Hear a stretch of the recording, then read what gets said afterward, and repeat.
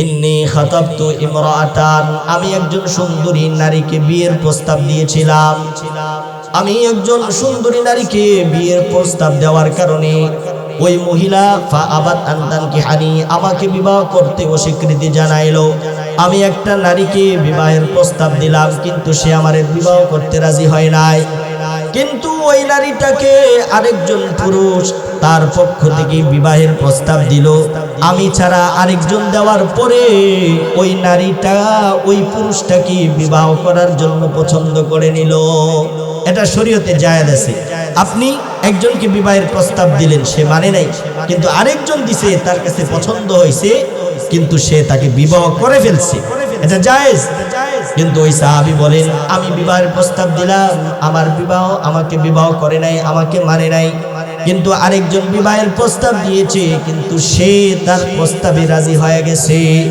যেহেতু আমি তাকে বিবাহের প্রস্তাব দিয়েছিলাম, কিন্তু আমার বিবাহের প্রস্তাবে সে রাজি হয় নাই, এই জন্য এটা আমার আত্মসম্মানে লাগছে। ফাগিরতু আলাইহা, আমার আত্মসম্মানে লাগার কারণে ফাকাতালতুহা, আমি ওই নারীটাকে হত্যা করে ফেললাম। নাউজুবিল্লাহ। ধরেন আপনাদের গ্রামের একজন মানুষ একজন নারীকে বিবাহের প্রস্তাব দিয়েছে, পছন্দ হয় নাই, কিন্তু আরেকজন দেওয়ার কারণে ওই ব্যক্তিটাকে সে বিয়ে করে ফেলছে। পরবর্তীতে আমি বলছি, আমি বিবাহের প্রস্তাব দিলাম, আমাকে বিয়ে করে নাই, আমাকে পছন্দ করে নাই, আমার সম্মানে লাগছে। এরকম হয় না ঘটনা? আমি দিলাম বিবাহের প্রস্তাব, রাজি হয় নাই, যেন সে মেরে ফেলছে। ওই আব্দুল্লাহ ইবনে আব্বাস বলেন, ওই ব্যক্তি বলতেছেন, আমার আত্মসম্মানের কারণে আমি ওই নারীটাকে হত্যা করে ফেললাম। ওগো নবীর সাহাবী শুনে, আমি যেহেতু নারীটাকে হত্যা করে ফেললাম, মানুষ হত্যা করা কবিরা গুনাহ, বড় পাপ। অতএব ফাহাল্লি মিন তাওবাতিন, আল্লাহর কাছে তওবা করার কোন সুযোগ আছে কিনা আমারে বইলা দেন। নবীর সাহাবী বলতেছেন, আহাইয়াতুন উম্মুকা হাইয়াতুন, তোমার মা জীবিত আছে কিনা বলেন সুবহানাল্লাহ। নবীর সাহাবী বলতেছেন, আব্দুল্লাহ ইবনে আব্বাস বলেন, শোনো শোনো, তোমার মা জীবিত আছে কিনা সেই কথাটা আমারে বইলা দাও। ওই ব্যক্তি বলতেছেন, লা, ওগো নবীর সাহাবী, আমার আব্বা আম্মা দুনিয়াতে নাই, বেঁচে নাই। তখন আব্দুল্লাহ ইবনে আব্বাস বলতেছেন, তুবু ইলাল্লাহ ওয়া তাকাররাব ইলাইহি মাস্তাতা, তোমার আম্মা যেহেতু বেঁচে নাই, তুমি আল্লাহর কাছে তওবা করো এবং আল্লাহর কাছে তওবা করে আল্লাহর নিকটে যাওয়ার চেষ্টা করো। আব্দুল্লাহ ইবনে আব্বাসের ছাত্র আতা বলেন, ফাযাহাবতু ওয়া সাআলতু ইবনে আব্বাস লিমা সাআলতাহু আন হায়াতি উম্মিহি। আব্দুল্লাহ ইবনে আব্বাসের ছাত্র আতা বলেন, আমি আব্দুল্লাহ ইবনে আব্বাস আমার উস্তাদকে বললাম, ওই ব্যক্তি আপনাকে বলছে তওবা করার সুযোগ আছে কিনা, কিন্তু আপনি কেন বলছেন তার মা জীবিত আছে কিনা সেইটা আমারে বইলা দেন। নবীর সাহাবী আব্দুল্লাহ ইবনে আব্বাস বলেন, আতা শোনো শোনো, আমি আমার জানা মতে আল্লাহ তাআলার ইবাদতের পরে আল্লাহর কাছে সবচাইতে পৌঁছার সুন্দর মাধ্যম হচ্ছে মা বাবার খেদমত করা। সুবহানাল্লাহ। ওগো আতা, তুমি শোনো, আমি আব্দুল্লাহ ইবনে আব্বাস, আমার দৃঢ় বিশ্বাস, ওই ব্যক্তির যদি মা জীবিত থাকতো আর সে যদি তার মাকে, তার মায়ের খেদমত করত, আমার দৃঢ় বিশ্বাস আল্লাহ তাআলা তার তওবা কবুল করে নিতেন। সুবহানাল্লাহ। তার মা যদি জীবিত থাকতো, তাহলে সে যে ওই নারীকে হত্যা করছে, ওই হত্যা করার কারণে আল্লাহ তার তওবা কবুল করে নিতেন। সুবহানাল্লাহ। আল্লাহর রাসূল বলছেন, মান ক্বালা সুবহানাল্লাহি ওয়া বিহামদিহি, নবী আমার ফরমান, যে ব্যক্তি সুবহানাল্লাহ আলহামদুলিল্লাহ মন থেকে দিল থেকে পাঠ করবে, খাত্তাত খাতায়া, আল্লাহ তাআলা তার জীবনের সমস্ত গুনাহ মাফ করে দিবে। সুবহানাল্লাহ। শুধু তাই নয়, রাসূল বলছেন, ওয়া ইন কানাত মিথলা জাবাদিল বাহার, আমার উম্মত তুমি যদি আলহামদুলিল্লাহ পড়ো, তুমি যদি সুবহানাল্লাহ দিল থেকে মন থেকে পড়ো, আমার নবী বলছেন তোমার গুনাহ আমি আল্লাহ মাফ করব। আল্লাহ তোমার গুনাহ মাফ করবে, শুধু তাই নয়, তোমার যদি সাগর পরিমাণ গুনাহ হয় সেই গুনাহও আল্লাহ মাফ করে দিবে। সাগরের ফেনা পরিমাণ গুনাহ হইলেও আল্লাহ কি করবে? কোন জিনিসের কারণে? সুবহানাল্লাহ, আলহামদুলিল্লাহ, লা ইলাহা ইল্লাল্লাহু, আল্লাহু আকবার। আল্লাহর নবী সাল্লাল্লাহু আলাইহি ওয়াসাল্লাম যখন মেরাজে গিয়েছিলেন, সেখানে যাওয়ার পরে সাইয়্যিদুনা ইব্রাহিমের সঙ্গে আমাদের নবীর যখন দেখা হয়, তখন সাইয়্যিদুনা ইব্রাহিম আমাদের নবীকে লক্ষ্য করে বলছিলেন, ওগো মুহাম্মদ, আকরি উম্মাতাকা মিন্নি আসসালাম। নবী সাল্লাল্লাহু আলাইহি ওয়াসাল্লাম যখন মেরাজে গিয়েছিলেন, সাইয়্যিদুনা ইব্রাহিমের সঙ্গে যখন দেখা হয়, তখন নবী ইব্রাহিম আমাদের নবীকে বলছিলেন, ও মুহাম্মদ, তোমার উম্মত যারা আছে তাদেরকে আমি ইব্রাহিমের পক্ষ থেকে সালাম জানাই। সুবহানাল্লাহ, আমাদেরকে সালাম দিয়েছেন কে? ইব্রাহিম নবী আমাদেরকে সালাম দিয়েছেন। শুধু তাই নয়, ইব্রাহিম নবী বলছিলেন, ওয়া আখবিরহুম আন্নাল জান্নাতা তাইয়্যিবাতুত তুরবা। ওগো নবী মুহাম্মদ, তোমার উম্মতদেরকে জানা দিও যে জান্নাত হচ্ছে একটা সুমিষ্ট পবিত্র একটা জায়গা। শুধু তাই নয়, ওগো নবী মুহাম্মদ, তোমার উম্মতকে বইলা দিবা, ওয়া আন্নাহা কিয়াত, জান্নাত হচ্ছে সমতল এমন একটা ফাঁকা জায়গা, যেখানে কোনো গাছ নাই, যেখানে কোনো বাড়ি নাই, যেখানে কোনো ঘর নাই, এরকম সমতল একটা জায়গা, যে জায়গাটা একদম ফাঁকা, কোনো জায়গাতে কোনো ঘর নাই, বাড়ি নাই, গাছ নাই। ওয়া আন্না দিরাসাহা, ওগো নবী মুহাম্মদ, তোমার উম্মতকে বইলা দিবা, ওই ফাঁকা জায়গাগুলো যদি তোমার উম্মত ভরতে চাই, তাহলে যেন তোমার উম্মত পড়ে সুবহানাল্লাহ ওয়ালহামদুলিল্লাহ, লা ইলাহা ইল্লাল্লাহু, আল্লাহু আকবার। ও নবী মুহাম্মদ, তোমার উম্মতদেরকে বইলা দিবা, তোমার উম্মতরা যদি এই ফাঁকা জায়গাগুলো বরাত করতে চায়, তাহলে তোমার উম্মত যেন পড়ে সুবহানাল্লাহ। তোমার উম্মত একবার সুবহানাল্লাহ পড়বে, আল্লাহ তাআলা সাথে সাথে একটা গাছ জান্নাতে লাগায়া দিবে। নবী বলছেন সুবহানাল্লাহ, একবার পড়লে একটা গাছ লাগায়া দিবে, আলহামদুলিল্লাহ পড়লে আরেকটা গাছ লাগায়া দিবে, লা ইলাহা ইল্লাল্লাহ পড়লে আরেকটা গাছ লাগায়া দিবে, আল্লাহু আকবার পড়লে একসাথে আল্লাহ তাআলা 4টা গাছ ওই ব্যক্তির জন্য জান্নাতে লাগায়া দিবে। এই জন্য সুবহানাল্লাহ আলহামদুলিল্লাহ বেশি করে পড়া দরকার কিনা বলেন? এই দরকার কিনা? এই জন্য আলহামদুলিল্লাহ সুবহানাল্লাহ যে যত বেশি পারি ইনশাআল্লাহ, মুমিনের যেহেতু বাক্যই হচ্ছে লা ইলাহা ইল্লাল্লাহ, আল্লাহু আকবার, এই জন্য বেশি করে পাঠ করব তো ইনশাআল্লাহ।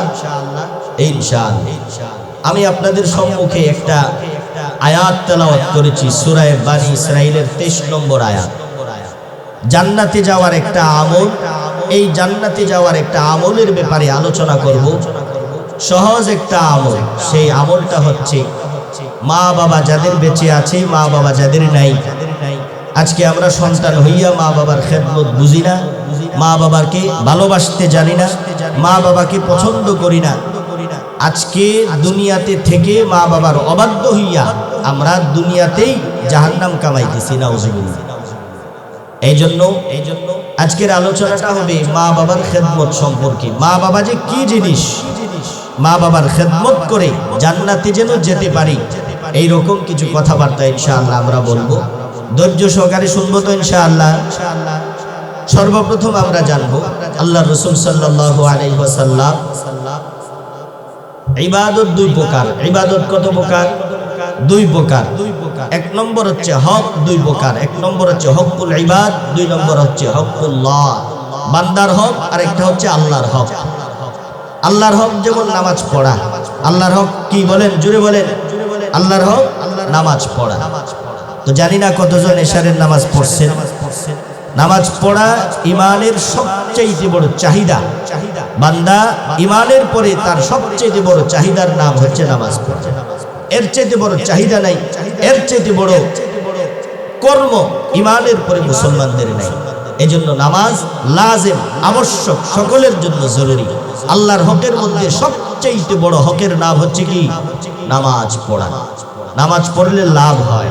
আল্লাহ রাসূল হাদিসের মধ্যে বলছেন, আল্লাহর হকের মধ্যে সর্বপ্রথম আল্লাহ তাআলা হাসরের দিন সমস্ত উম্মতদের মাঝখানে আমাকে আপনাকে আল্লাহ জিজ্ঞেস করবেন, আব্দুল্লাহ নামাজ পড়ছো কি? এটা জিজ্ঞেস করবে না জীবনে কয়টা বাড়ি বানাইছো, এটা বলবেন। قال النبي صلى الله عليه وسلم, আল্লাহর রাসূল বলেন, আউয়ালু মা ইউহাসাবু বিহিল আবদু ইয়াউমাল কিয়ামাতি আস-সালাহ। আল্লাহ তাআলা হাসরের দিন সর্বপ্রথম বান্দাদেরকে জিজ্ঞাসা করবেন, ওগো বান্দা, তোমার জীবনে ফজর পড়ছিলা কিনা?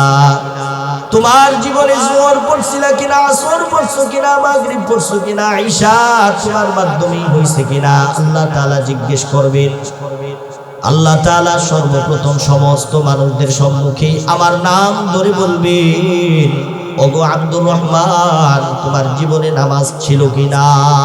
এই কথাটা আল্লাহ তাআলা সর্বপ্রথম আমাকে আপনাকে জিজ্ঞেস করবে। ওই দিন যদি উত্তর না দিতে পারি তাহলে সামনে আগানো সম্ভব সম্ভব নেই না। এজন্যই রাসূল বলছেন, আল্লাহর রাসূল বলেন, as-salawatul khamsu wal jumu'atu ila al-jumu'ah wa ramadanu ila ramadan mukaffiratun lima bainahunna idha jtunibatil kaba'ir। আল্লাহর রাসূল বলেন, আমার উম্মত তুমি যদি 5 ওয়াক্ত নামাজ পড়ো, 5 ওয়াক্ত নামাজ যদি তোমার মাধ্যমে সব সময় হয়, 1 ওয়াক্ত নামাজ যদি তোমার থেকে না ছুটে, ফজরও তুমি নামাজ পড়লা, যোহর পড়লা, আসর পড়লা, মাগরিব পড়লা, ঈশা পড়লা, এভাবে তুমি 1 সপ্তাহ লাগাতার নামাজ পড়লা, এভাবে তুমি 1 জুমা থেকে আরেক জুমা পর্যন্ত নামাজ পড়লা, 1 রমাদান থেকে আরেক রমাদান, 1 বছরের ভিতরে কোনোদিন তোমার নামাজ ছুটে নাই। নবী আমার ইরশাদ ফরমান, উম্মত তুমি যে 1 জুমা থেকে আরেক জুমা পর্যন্ত, 1 রমাদান থেকে আরেক রমাদান পর্যন্ত 5 ওয়াক্ত নামাজ আদায় করলা, এর ভিতরে যত সগীরা গুনাহ করবা সমস্ত গুনাহ আল্লাহ মাফ করে দিবে। শুধু তাই নয়, আল্লাহর রাসূল বলছেন, একবার সমস্ত সাহাবাদেরকে লক্ষ্য করে নবী বলেন, ওগো আমার সাহাবারা, তোমাদের বাড়ির সামনে যদি কোনো একটা পুকুর থাকে অথবা কোনো একটা নহর থাকে, ওই নহরের মধ্যে যদি কোনো ব্যক্তি দৈনিক 5 বার গোসল করে, 5 বার যদি তার শরীর ধৌত করে, তাহলে তার শরীরে কোনো ধরনের ময়লা থাকতে পারে কিনা?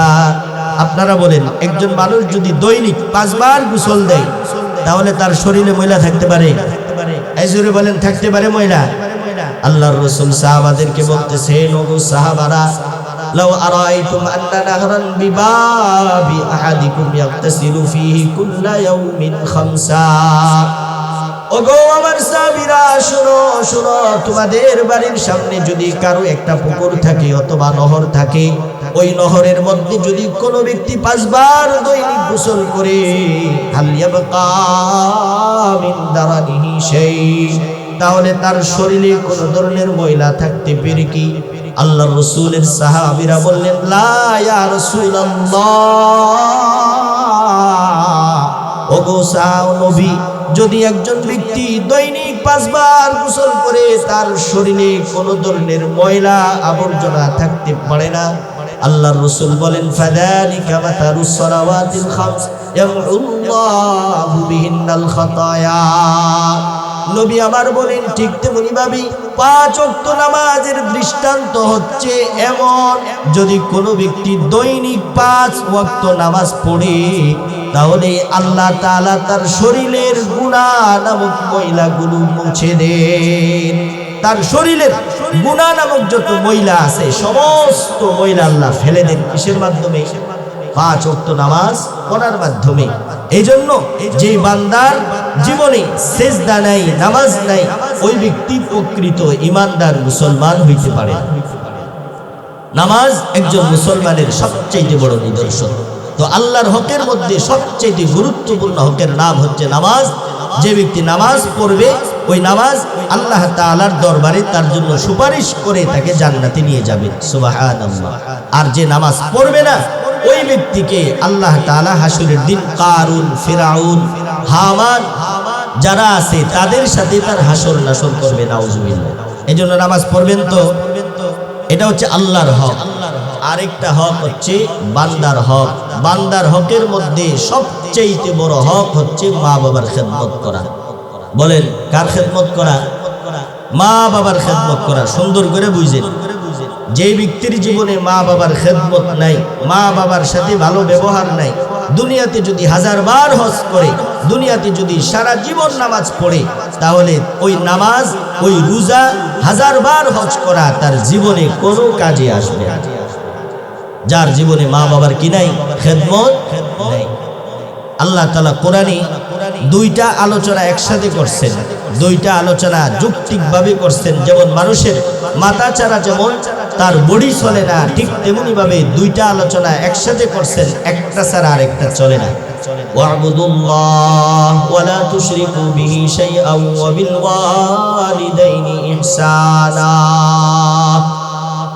আল্লাহ তাআলা বলেন, ওয়া'বুদুল্লাহ, ওগো আমার বান্দারা, তোমরা আমি আল্লাহ তাআলার ইবাদত করো, আমি আল্লাহ তাআলাকে বেশি বেশি করে ডাকো।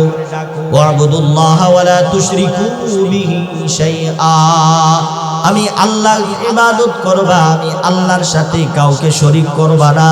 তবে আমি আল্লাহর ইবাদতের সাথে সাথে আরেকটা কাজ করবা, ওয়াবিল ওয়ালিদাইনি ইহসানা, তোমরা ইবাদত করবা আমি আল্লাহর সাথে সাথে খেদমত করবা মা বাবার। ইবাদত করবা আমার, খেদমত করবা মা বাবার। আল্লাহ আরেক আয়াতের মধ্যে বলেন, যেখানেই আল্লাহ বলছেন ইবাদত করবা আমার, সেখানেই বলছে খেদমত করবা মা বাবার। ঠিক তেমনি ভাবে আল্লাহ যেখানেই বলছেন আতিউল্লাহ, আল্লাহর ইতাআত করবা, আল্লাহর আনুগত্য করবা, সেখানে বলছেন আতিউর রাসূল, নবীর আনুগত্য করবা, নবীকে ভালোবাসবা। যেখানে আল্লাহ বলছেন আমার ইতাআত করবা, আমার আনুগত্য করবা, সেখানে আল্লাহ বলছেন নবীরও ইতাআত করবা। যেখানে আল্লাহ বলছেন আকিমুস সালাহ, নামাজ কায়েম করবা, সেখানে বলছেন আতুজ যাকাত, যাকাত প্রদান করবা। মানে আল্লাহ দুই ইবাদত একসাথে কথা বলছেন। যেখানে নামাজ আছে সেখানে যাকাত আছে, যেখানে আল্লাহর ইবাদত আছে সেখানে নবীর ইতাআত আছে। ঠিক তেমনি ভাবে যেখানে নামাজ আছে, রোজা আছে, হজ আছে, সেখানে আল্লাহ তাআলা বইলা দিছেন আমার ইবাদত করবা, সাথে সাথে মা বাবারও খেদমত করবা। সুবহানাল্লাহ। যেখানে আমার ইবাদত আছে, আমার খেদমত আছে, আমি আল্লাহর আনুগত্য করবা, ইবাদত করবা, সাথে সাথে খেদমত করবা কার? এই জোরে বলেন, কার খেদমত করার জন্য বলছেন? মা বাবার খেদমত। কেন বলছেন? আল্লাহ রাসূল হাদিসের মধ্যে বলছেন মা বাবার খেদমত হচ্ছে এরকম। আল্লাহর নবী বলছেন হুমা জান্নাতুকা ওয়া নারুকা, মা বাবা তোমার জন্য জান্নাত, মা বাবা তোমার জন্য জাহান্নাম। মানে মা বাবার সাথে যদি তোমার খেদমত ভালো হয়, মা বাবার সাথে যদি তোমার আচরণ ভালো হয়, আল্লাহ এর বিনিময়ে তোমাকে জান্নাত দান করবেন। আর মা বাবার সাথে যদি তোমার আচরণ খারাপ হয়, এর বিনিময়ে আল্লাহ তোমাকে জাহান্নাম দিবেন। নাউজুবিল্লাহ। আল্লাহর রাসূলের সাহাবী নবী সাল্লাল্লাহু আলাইহি ওয়াসাল্লাম একবার সমস্ত সাহাবায়ে কেরামদেরকে লক্ষ্য করে বলেন, রাগিমা আনফুহু, রাগিমা আনফুহু, ও নবী আমার ইরশাদ ফরমান, ওই ব্যক্তির নাক দুলাই দূষিত হোক, অর্থাৎ ওই ব্যক্তি ধ্বংস হোক। নবী বারবার বলছেন রাগিমা আনফুহু, রাগিমা আনফুহু, 3বার বলছেন ওই ব্যক্তি ধ্বংস হোক, ওই ব্যক্তি ধ্বংস হোক, ওই ব্যক্তি ধ্বংস হোক। সাহাবারা বলতেছেন কিলা মান ইয়া রাসূলুল্লাহ, ওগো নবী আপনি যে বলতেছেন ওই ব্যক্তি ধ্বংস হোক, ওই ব্যক্তি ধ্বংস হোক, ওই ব্যক্তিটা কে? তার নামটা আমাদেরকে বইলা দেন। আল্লাহর রাসূল সাল্লাল্লাহু আলাইহি ওয়াসাল্লাম বলেন মান আদরাকা ওয়ালিদাইহি ইনদাল কিবারি আহাদুহুমা আও কিলাহুমা সুম্মা লাম ইয়াদখুলিল জান্নাহ। আল্লাহর নবী সাল্লাল্লাহু আলাইহি ওয়াসাল্লাম বলেন যে ব্যক্তি মা বাবা দুইজনের যে কোনো একজনকে পাইলো অথবা দুইজনকে পাইলো কিন্তু মা বাবার খেদমত করে জান্নাতে যাইতে পারলো না, ওই ব্যক্তিটা ধ্বংস হয়ে যায়। আল্লাহর রাসূল বলছেন যে ব্যক্তি মা বাবাকে পাইছে কিন্তু মা বাবার খেদমত করতে পারলো না, মা বাবার খেদমত করে জান্নাতে যাইতে পারলো না, ওই ব্যক্তিটা ধ্বংস হোক। আল্লাহর রাসূল সাল্লাল্লাহু আলাইহি ওয়াসাল্লাম এই কথাটা 3 বার বলছেন। নবীর সাহাবী হযরতে আব্দুল্লাহ ইবনে মাসউদ আল্লাহর রাসূল সাল্লাল্লাহু আলাইহি সাল্লামকে প্রশ্ন করছেন। এইজন্য আমিও বলি আপনাদেরকে মা বাবার খেদমত এটা এমন খেদমত যেই খেদমতের মাধ্যমে আল্লাহ রাব্বুল ইজ্জাত সরাসরি আমাকে আপনাকে জান্নাতে দিবেন নতুবা জাহান্নামে ফেলে দিবেন। নবীর সাহাবী আল্লাহর রাসূলকে জিজ্ঞেস করছেন সাআলতুন নবী সাল্লাল্লাহু আলাইহি ওয়াসাল্লাম, আব্দুল্লাহ ইবনে মাসউদ বলেন ওগো নবী আমি আপনার কাছে জিজ্ঞাসা করলাম আইয়ুল আমালি আহাব্বু ইলাল্লাহ, আল্লাহর কাছে সবচেয়ে গুরুত্বপূর্ণ আমলের নাম কি? আল্লাহর রাসূল উত্তরে বলছেন আল্লাহর কাছে সবচেয়ে বড় গুরুত্বপূর্ণ আমলের নাম হচ্ছে সময় মতো নামাজ পড়া। সাহাবী আবার জিজ্ঞাসা করছেন ওগো নবী আপনি তো বলছেন সবচেয়ে গ্রহণযোগ্য আল্লাহর কাছে আমলের নাম হচ্ছে নামাজ পড়া। সাহাবী বলেন আমি আবার জিজ্ঞেস করলাম ওগো নবী আল্লাহর আমলের পরে নামাজের পরে আল্লাহর কাছে সবচেয়ে গ্রহণযোগ্য আমলের নাম কি? নবী আমার উত্তর দিয়েছেন বিররুল ওয়ালিদাইন। আল্লাহর নবী সাল্লাল্লাহু আলাইহি ওয়াসাল্লাম ইরশাদ ফরমান আল্লাহর কাছে সবচেয়ে গ্রহণযোগ্য আমলের নাম হচ্ছে নামাজ পড়া। এই নামাজের পরে আমি আল্লাহর কাছে সবচেয়ে গ্রহণযোগ্য খেদমতের নাম হচ্ছে আল্লাহর কাছে সবচেয়ে পছন্দনীয় আমলের নাম হচ্ছে মা বাবার খেদমত করা। সুবহানাল্লাহ। এই জন্যই আল্লাহর রাসূল সাল্লাল্লাহু আলাইহি ওয়াসাল্লামের সাহাবী আব্দুল্লাহ ইবনে ওমর থেকে বর্ণিত তিনি বলছেন রিদার রাব্বি ফি রিদাল ওয়ালিদাইন ওয়া সাখাতুর রাব্বি ফি সাখাতিল ওয়ালিদাইন। যে ব্যক্তির উপরে মা বাবা সন্তুষ্ট ওই ব্যক্তির উপরে স্বয়ং আল্লাহ সন্তুষ্ট। সুবহানাল্লাহ। বলেন যে ব্যক্তির উপরে মা বাবা সন্তুষ্ট ওই ব্যক্তির উপরে কে সন্তুষ্ট? জোরে বলেন আল্লাহ সন্তুষ্ট। আর যে ব্যক্তির উপরে মা বাবা অসন্তুষ্ট ওই ব্যক্তির উপরে আল্লাহ অসন্তুষ্ট। নাউজুবিল্লাহ। মানে যে ব্যক্তির জীবনে মা বাবার খেদমত নাই, মা বাবার মনে কষ্ট দিছে, আঘাত দিছে, তার প্রতি অসন্তুষ্ট কে? জোরে বলেন আল্লাহ অসন্তুষ্ট। আর যে ব্যক্তি মা বাবার খেদমত করতে পারছে তার উপরে সন্তুষ্ট কে? আল্লাহ সন্তুষ্ট। আল্লাহর রাসূলের আরেকজন সাহাবী নবীর কাছে এসে বলতেছেন ওগো নবী মান আহাক্কু বিহুসনি সাহাবাতি, ওগো নবী আমি আমার জীবনে সবচাইতে বেশি খেদমতকার করব, মা বাবার মধ্য থেকে সবচাইতে বেশি আমি কাকে ভালোবাসবো? নবী আমার উত্তর দিয়েছেন উম্মুকা, তোমার মাকে তুমি সবচাইতে বেশি শ্রদ্ধা করবা।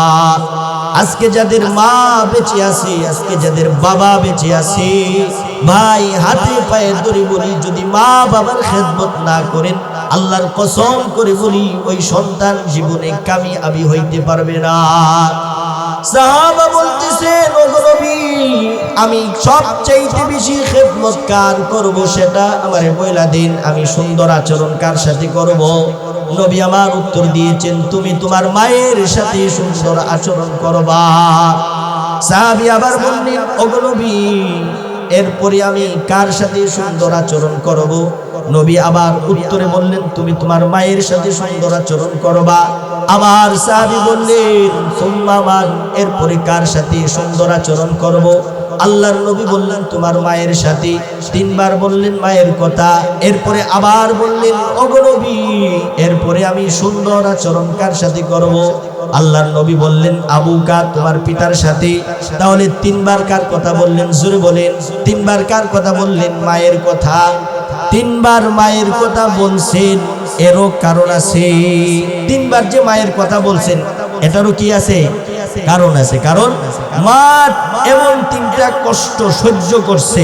আজকে যে সমস্ত কুলাঙ্গার জালেম সন্তান যারা আছি, মায়ের কথা শুনি না, বাবার কথা শুনি না, মনোযোগ দিয়ে শুনবেন। মা বাবার জীবনে যাদের আঘাত পাইছে, এখনই গিয়ে মাফ চাইবেন, নতুবা সারা জীবন কান্না করতে পারবেন আল্লাহর দরবারে, আল্লাহকে রাজি করাইতে পারবেন। তো তিনবার মায়ের কথা কেন বলছেন? কারণ মা তিনটা কষ্ট সহ্য করছেন, ওই তিনটা কষ্ট বাবা সহ্য করে নাই।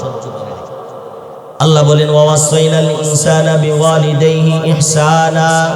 আল্লাহ বলেন, আমি মানুষদেরকে নির্দেশ দিলাম, আদেশ দিলাম, ও মানুষ, তোমরা তোমাদের মা বাবার সাথে সুন্দর আচরণ করবা, বিশেষ করে মায়ের সাথে সুন্দর ভালো আচরণ করবা। কারণ হামালাতহু উম্মুহু কুরহা, তোমার মা তোমারে অনেক কষ্ট কইরা গর্ভে ধারণ করছে, ঠিক কিনা বলেন? মা অনেক কষ্ট করে তোমারে গর্ভে ধারণ করছে। হামালাতহু উম্মুহু কুরহা, এক নম্বর কষ্ট, যেই কষ্টটা বাবা সহ্য করে নাই, কিন্তু মা পেটে ধারণ করে সহ্য করছে। 9 মাস 10 দিন অথবা 10 মাস 10 দিন পেটে ধারণ কইরা যেই কষ্টটা মা পাইছে, ওই কষ্ট কিন্তু বাবা পায় নাই, এক নম্বর। 2 নম্বর হচ্ছে আল্লাহ তাআলা বলেন, হামালাতহু কুরহা ওয়া ওয়াদাআতহু কুরহা, মা তোমারে অনেক কষ্ট করে 2 বছর পর্যন্ত তোমারে দুধ পান করাইছে। 3 নম্বর হচ্ছে ওয়া হামলুহু ওয়া ফিসালুহু 30 শাহরা, 1 নম্বর হচ্ছে মা তোমারে 10 মাস 10 দিন গর্ভে নিছে। 2 নম্বর হচ্ছে অত্যন্ত কষ্ট করে তোমারে প্রসব করছে, তোমারে অনেক কষ্ট সহ্য করে মা তোমারে প্রসব করছে। 3 নম্বর হচ্ছে মা তোমারে 2 বছর দুধ খাওয়াইছে। এই জন্য নবী বলছে, তোমার মায়ের সাথে সবচাইতে সুন্দর আচরণ করবা, এরপরে তুমি তোমার বাবার সাথে করবা। এর উদ্দেশ্য এই নয় যে মায়ের সাথে সুন্দর আচরণ করব আর বাবাকে দূরে ঠেলে দিব, এটা উদ্দেশ্য। এই জোরে বলেন, এটা উদ্দেশ্য না, না, না। বরং বাবা অনেক ক্ষেত্রে এমন কিছু করে যেটা মা করতে পারে না।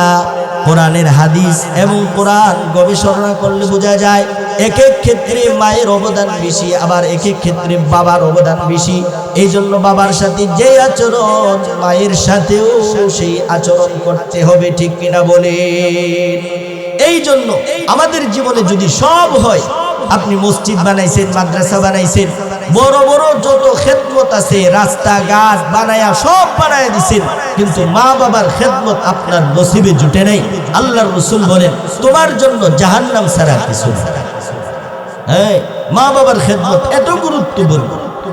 আল্লাহর নবীর সাহাবী হযরতে আব্দুল্লাহ ইবনে আব্বাস থেকে বর্ণিত, তিনার কাছে একজন ব্যক্তি আসছেন, আয়েশা বলতেছেন, ও নবীর সাহাবী আব্দুল্লাহ ইবনে আব্বাস, শুনেন, ইন্নী খাতাবতু ইমরাআতান, আমি একজন সুন্দরী নারীকে বিয়ের প্রস্তাব দিয়েছিলাম। আমি একজন সুন্দরী নারীকে বিয়ের প্রস্তাব দেওয়ার কারণে ওই মহিলা ফাআবাত আন তানকিহানি, আমাকে বিবাহ করতে অস্বীকৃতি জানাইলো। আমি একটা নারীকে বিবাহের প্রস্তাব দিলাম, কিন্তু সে আমারে বিবাহ করতে রাজি হয় নাই। কিন্তু ওই নারীটাকে আরেকজন পুরুষ তার পক্ষ থেকে বিবাহের প্রস্তাব দিল। আমি ছাড়া আরেকজন দেওয়ার পরে ওই নারীটা ওই পুরুষটাকে বিবাহ করার জন্য পছন্দ করে নিল। এটা শরীয়তে জায়েজ আছে। আপনি একজনকে বিবাহের প্রস্তাব দিলেন, সে মানে নাই, কিন্তু আরেকজন দিছে, তার কাছে পছন্দ হয়েছে, কিন্তু সে তাকে বিবাহ করে ফেলছে, এটা জায়েজ। কিন্তু ওই সাহাবী বলেন, আমি বিবাহের প্রস্তাব দিলাম, আমাকে বিবাহ করে নাই, আমাকে মানে নাই, কিন্তু আরেকজন বিবাহের প্রস্তাব দিয়েছে, কিন্তু সে তার প্রস্তাবে রাজি হয়ে গেছে। যেহেতু আমি তাকে বিবাহের প্রস্তাব দিয়েছিলাম, কিন্তু আমার বিবাহের প্রস্তাবে সে রাজি হয় নাই, এই জন্য এটা আমার আত্মসম্মানে লাগছে। ফাগিরতু আলাইহা, আমার আত্মসম্মানে লাগার কারণে ফাকাতালতুহা, আমি ওই নারীটাকে হত্যা করে ফেললাম। নাউজুবিল্লাহ। ধরেন আপনাদের গ্রামের একজন মানুষ একজন নারীকে বিবাহের প্রস্তাব দিয়েছে, পছন্দ হয় নাই, কিন্তু আরেকজন দেওয়ার কারণে ওই ব্যক্তিটাকে সে বিয়ে করে ফেলছে। পরবর্তীতে আমি বলছি আমি বিবাহের প্রস্তাব দিলাম, আমাকে বিয়ে করে নাই, আমাকে পছন্দ করে নাই, আমার সম্মানে লাগছে। এরকম হয় না ঘটনা? আমি দিলাম বিবাহের প্রস্তাব, রাজি হয় নাই, যেন সে মেরে ফেলছে। ওই আব্দুল্লাহ ইবনে আব্বাস বলেন, ওই ব্যক্তি বলতেছেন আমার আত্মসম্মানের কারণে আমি ওই নারীটাকে হত্যা করে ফেললাম। ওগো নবীর সাহাবী শুনেন, আমি যেহেতু নারীটাকে হত্যা করে ফেললাম, মানুষ হত্যা করা কবিরা গুনাহ, বড় পাপ। অতএব ফাহাল্লি মিন তাওবাতিন, আল্লাহর কাছে তওবা করার কোন সুযোগ আছে কিনা আমারে বইলা দেন। নবীর সাহাবী বলতেছেন আহাইয়াতুন উম্মুকা, উম্মুকা হাইয়াতুন, তোমার মা জীবিত আছে কিনা? বলেন সুবহানাল্লাহ।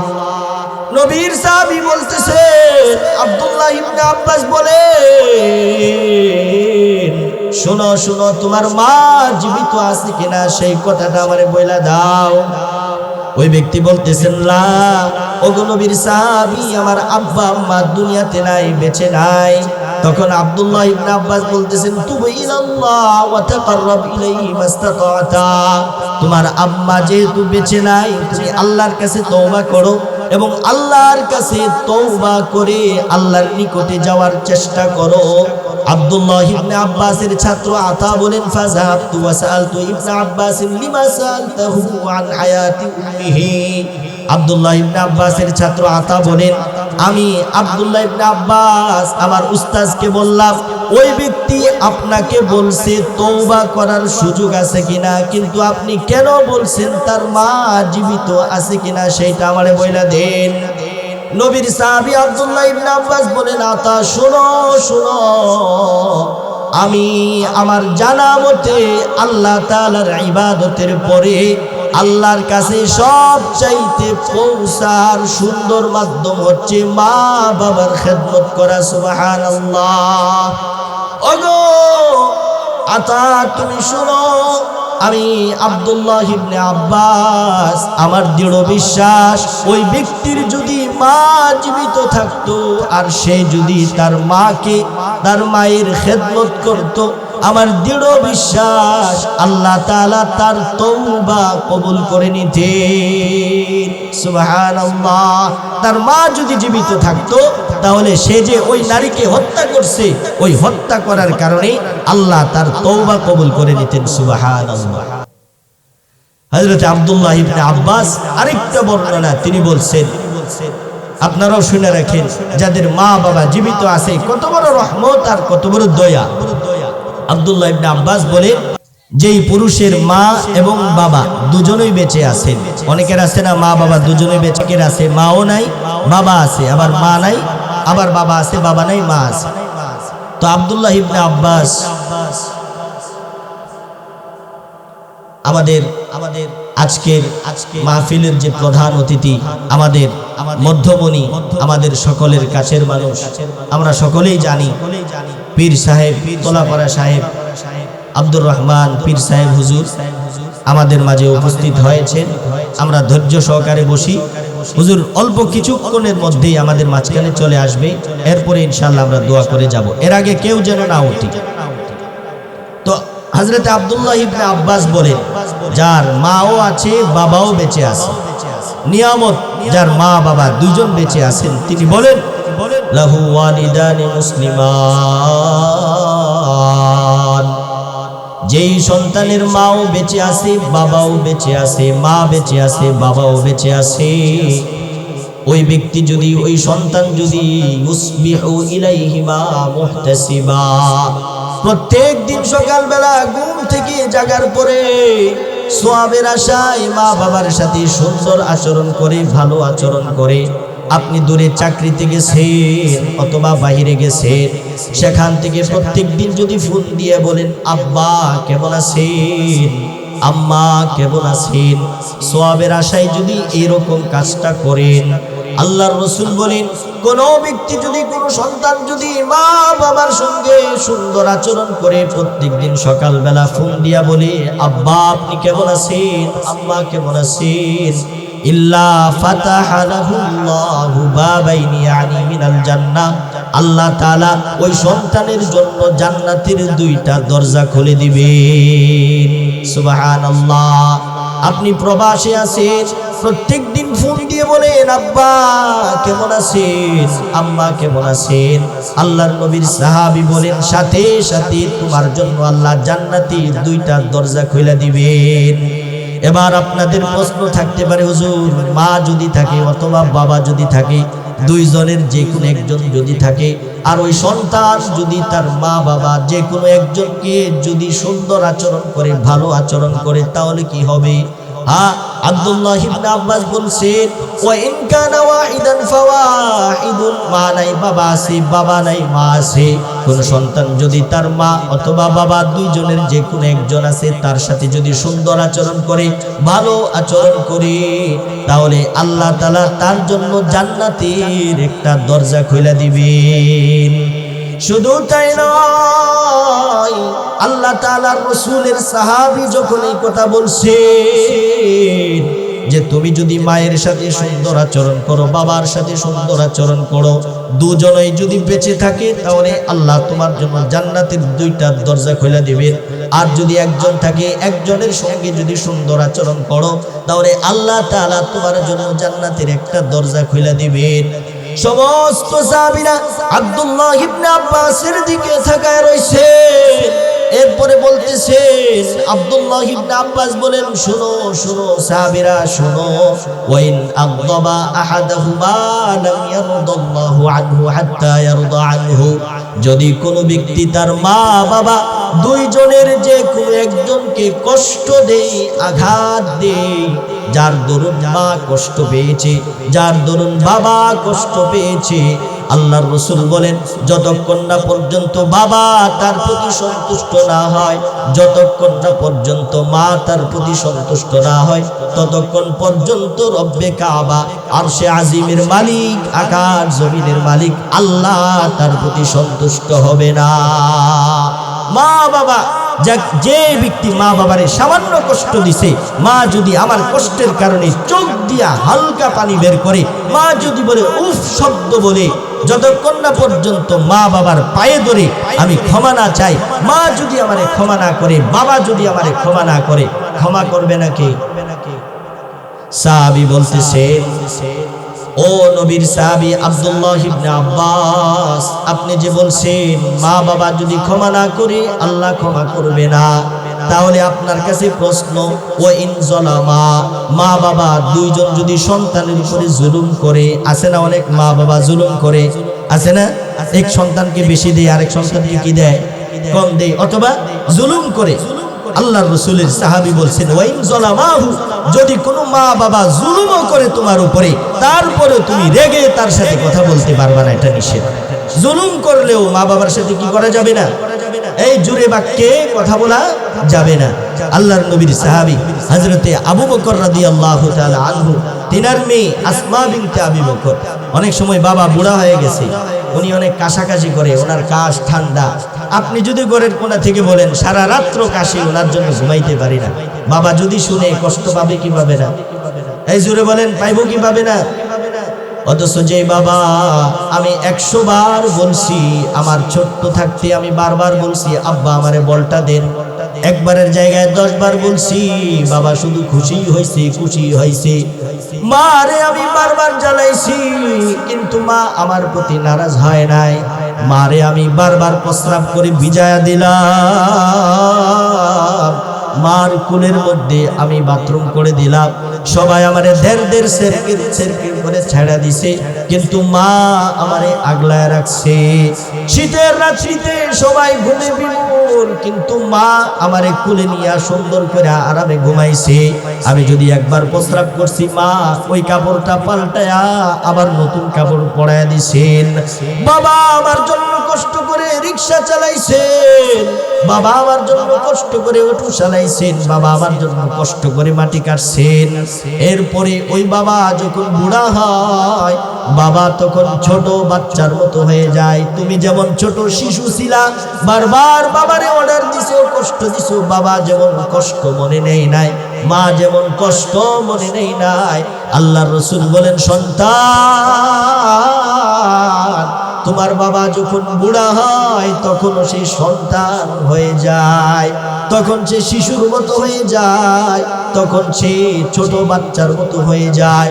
অতএব ওই সময় যদি কথা দুইটা বেশি বলে তুমি বিরক্ত হইও না, বরং সুন্দর করে সুন্দর ভাষায় বইল, আব্বা কি যেন বলছেন আবার বলেন, আম্মা আপনি কি যেন বলছেন আবার বলেন, আব্বা আপনি যে কাশতেছেন আপনার জন্য কি ডাক্তার দেখাবো কিনা। আল্লাহর রাসূলের সাহাবিয়া হযরতে আসমা বিনতে আবি বকর থেকে বর্ণিত, তিনি নবীকে বলছেন, ওগো নবী আমার মা কাফেরা মুশরিকা, আমার মা ইসলাম ধর্ম গ্রহণ করে না, ইসলাম মানে না, অতএব আমার মা যেহেতু কাফেরা মুশরিকা, আমার মায়ের সাথে কি আমি সুন্দর আচরণ করব, ভালো আচরণ করব। নবী আমার বলছেন, তোমার মা যদি কাফের হয়, তোমার মা যদি অমুসলিম হয়, তোমার মা যদি খ্রিস্টানও হয়, তাহলে দুনিয়াবি বিষয়ে তার সাথে সুন্দর আচরণ করবা। সুবহানাল্লাহ। মায়ের সাথে কি করা যাবে না? এই জোরে বাক্যে কথা বলা যাবে। বাবা যখন বুড়া হয় তখন বাবা আমার মতো, আমি যে ছোট ছিলাম ঠিক এইরকম আমার বাবা হয়ে যায়। এজন্য বাবার সাথে কটু বাক্যে জোরে বাক্যে কথা বলা কি নিষেধ। হযরতে আব্দুল্লাহ ইবনে ওমর, মা বাবা যাদের আছে মূল্যায়ন করবেন, কিন্তু মা বাবা যাদের নাই, পরবর্তীতে যা করছি, পরবর্তীতে যদি বালিশের ভিতরে একা একা লাগায়া সারা রাত কান্দি, তারপরেও কাজ হবে না। থাকতে কদর করেন, গেলে আর কি নাই, সুযোগ নাই। থাকতে জান্নাত কামাই করেন, গেলে আর সুযোগ নাই। যারা জীবনে ভুল করছেন মাফ চাইেন। আল্লাহর রাসূলের সাহাবী হযরতে আব্দুল্লাহ ইবনে ওমর, তিনার থেকে বর্ণিত, একজন ব্যক্তি আসছে, আয়েশা বলতেছেন তিনার ছাত্র, আয়েশা বলতেছেন, কুনতু মা'আন নাজাদাত, ওগো আব্দুল্লাহ ইবনে ওমর আমার উস্তাদ, আমি যুদ্ধের ময়দানে থাকার কারণে অনেক গুনাহ করছি, ফাসাতু দুনুবান, যুদ্ধের ময়দানে থাকার কারণে এমন কিছু গুনাহ করছি, লা আরাহা ইল্লা মিনাল কাবাইর, যেই গুনাহগুলো আমি কবিরা গুনাহ মনে করতেছি। ওগো নবীর সাহাবী, আমি এমন কিছু গুনাহ করছি যেই গুনাহগুলোকে আমি কবিরা গুনাহ মনে করতেছি। তখন আব্দুল্লাহ ইবনে ওমর উস্তাদ তিনি বলতেছেন, তোমার গুনাহগুলো কি কি সেগুলো আমারে বলো। নবীর সাহাবী হযরতে আব্দুল্লাহ ইবনে ওমরের কাছে ওই ছাত্র বললেন, আমার গুনাহগুলো হচ্ছে এই গুনাহ। অতএব যাদের মুরব্বী আছে, যেমন আমাদের সকলের মুরব্বী হযরতে তোলাফারা বিশাব সাহেব, ওনার কাছে যদি আমরা গুনাহ করি তাহলে গুনাহের কথা ওনার কাছে বলা কি আছে, জায়েজ আছে, যেহেতু উনি মুরব্বী। এজন্য ওই সাহাবী তিনার উস্তাদ আব্দুল্লাহ ইবনে ওমরকে বলছেন, আমি এই গুনাহগুলো করছি।